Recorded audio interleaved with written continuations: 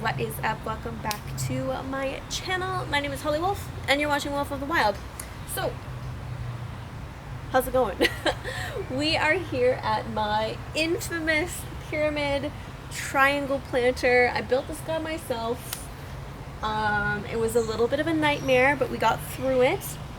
Last year I had strawberries in it, and I decided to kind of switch it out this year. I wanted to do more herbs, which has been really lovely, and it took off really well. I noticed that the upper tiers don't get enough water, so I actually have some succulents and hens and chicks in here, which are working out really well. And then we've got some marigolds and a lot of herbs in the lower sections. I also have lavender here, which is amazing. But yeah, so today we're going to talk about sage and how to cut sage, which is, I mean, it's really easy. Also, I'm picking the dead-headed marigolds off, which will promote healthy new growth. But yeah, sage. I love sage. Sage is easily one of my favorite herbs. It's so good, so amazing. Oh my gosh. And I use sage a lot for cooking in my pastas.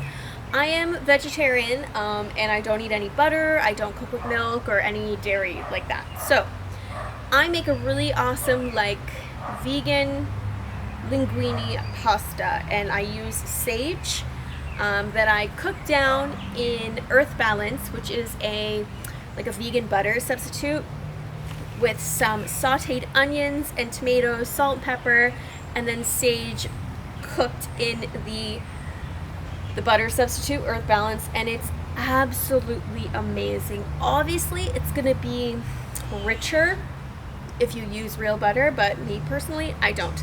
So I made it a habit to grow lots of sage this year in my garden, and it's honestly really easy to grow, really easy to pick.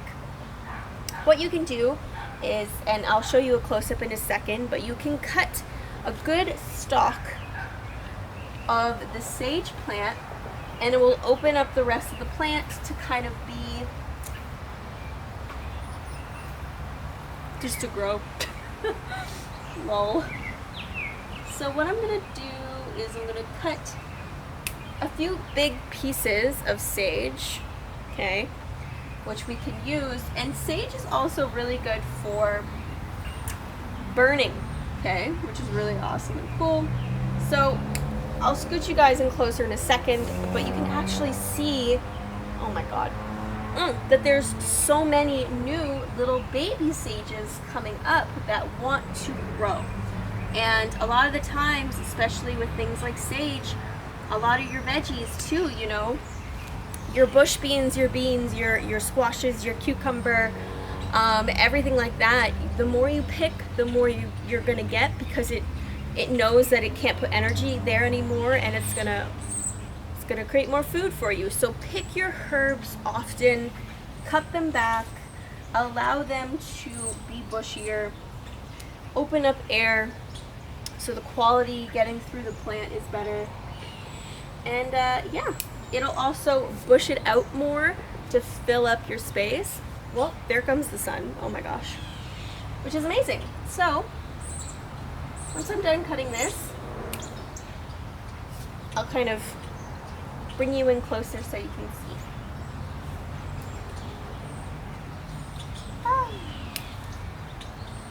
Oh my gosh, it's so good.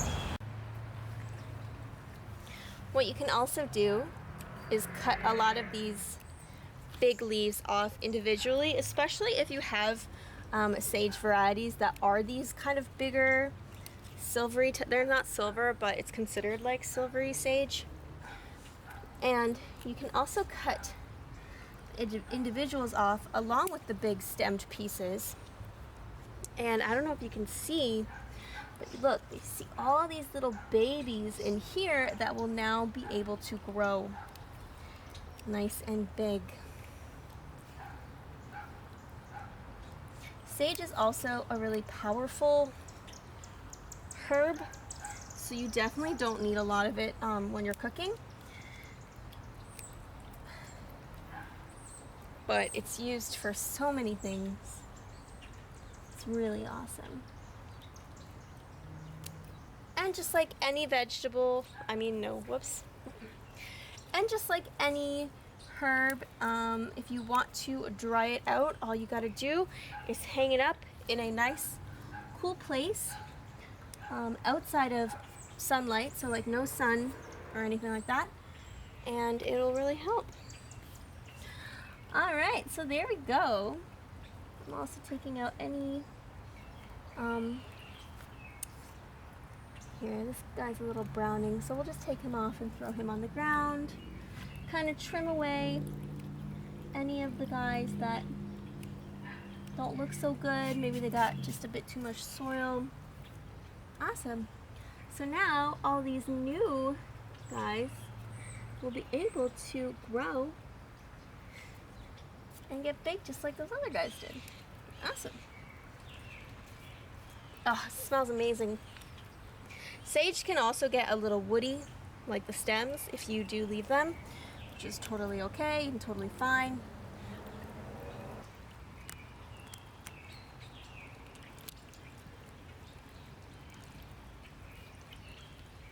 Alright, we got a bunch of sage here, which is really, really awesome. I'm most likely going to burn some of that today and then save the rest for cooking over the next little while. And the sun's out, so that means my solar fountain is living his best life. So I'm also going to make another video for you guys. We'll do one on the mint. Oh wow, it's really zoomed in, sorry. So I also have several types of mint in my garden that I want to do a video on. Right, there's some there, there's some there, there's more sage, right, which I'll cut eventually. And there's a different type of mint down here. And this is not mint. Where's that coming from? There we go. Apparently I also need to do some weeding. So yeah, I'll do another video on how to cut and process your mint, maybe even make some tea out of it. I'm gonna eat this right now. Oh, delicious. I also have dill growing here, which is honestly the craziest thing. I didn't realize how big dill gets, and it's definitely stocky and crazy. So yeah, there's that growing out of the side, and we also have some rosemary here, which is another favorite of mine. So pretty, right? What's on the other side? More mint. Oh, and then I think this is oregano, right? No, thyme. I have some thyme on this side, which I should probably harvest some as well. Oh my gosh, I love thyme. What herbs are you guys growing in your garden? I would love to know. And don't forget to take all the dead heads off your flowers so they produce more. Flowers will do that just like a lot of veggies. So yeah, this guy is a chocolate mint. Oh, he's so nice. I also have some more sage over here, which we have to cut. As you guys can see, yeah, I've got a lot of sage. It's like, oh, we have more over here. This guy's a little bit more shady, so he's not growing as fast. So much sage. Alright guys, thank you so much for watching. I'm trying to hide from the sun, by the way. Thank you so much for watching. As you can see over here, I have even more sage, which I'm gonna leave for like another week before I start trimming it. But yeah, oh my gosh. Sage is amazing. I definitely suggest you have it in your garden every year. It is also a really good natural bug repellent. It's very aromatic, it makes your garden smell good, but it also helps you with pests and bugs in your garden. So it's really good for that as well. But yeah guys, anyways, give this video a like if you enjoyed it. I hope you subscribe, and I will see you in my next video. Peace out guys. I'll do a booty shaking video when we reach 100K. Alright? Yeah, let's do it. Ooh, girl, get it.